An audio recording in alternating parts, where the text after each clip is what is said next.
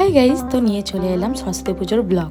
জানো তো আমাদেরকে বলা হয়েছিল মশাই প্রায় তাড়াতাড়ি চলে আসে, এসে দেখি এখনো ব্রাহ্মণ আসেনি। আর চলো এই দেখো, এটা হচ্ছে আমাদের সরস্বতী, আর এই অবশেষে চলে এসছে ব্রাহ্মণ মশাই। এখানে দেখো কত ছুটকো ছুটকো সব পুচকেরা চলে এসছে শাড়ি পরে। চলো এবার অঞ্জলি দেওয়া যাক। অঞ্জলি দেওয়ার আগে মাকে পুজো করে নেবে। আচ্ছা চলো এবার কিন্তু অঞ্জলি দেওয়া যাক। তো এখানে আমরা সবাই চলে এসেছি অঞ্জলি দেবো বলে, আর অলমোস্ট আমাদের অঞ্জলি কমপ্লিট হয়েও গেছে। তো এখানে মনে হয় মাকে ধূপ দেখাচ্ছে। আচ্ছা জানো তো আমি না এখানে কি করেছিলাম, আমার যে কাজ মানে ব্রাইডালের যে ব্রাশ গুলো দেন কলকার ব্রাশ গুলো, ওইগুলো আমি দিয়ে এসেছিলাম মায়ের কাছে একটু পুজো দেওয়ার জন্য। আমি ব্রাহ্মণ ঠাকুরকে বলেইছিলাম যে এখানে একটুখানি পুজো দিয়ে দিও।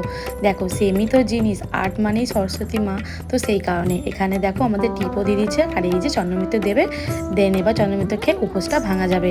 আচ্ছা তোমরা সরস্বতী পুজোয় লাঞ্চে কি খাওগো? আমাদের এদিন কিন্তু বাড়িতে খিচুড়ি হয়, দেন বেগুন ভাজা হয়। তো আমি করেছিলাম খিচুড়ি, বেগুনি, পাঁপড় ভাজা, ফুলকপির পকোড়া। চলো আজকের মতো বিদায় নি, বাই।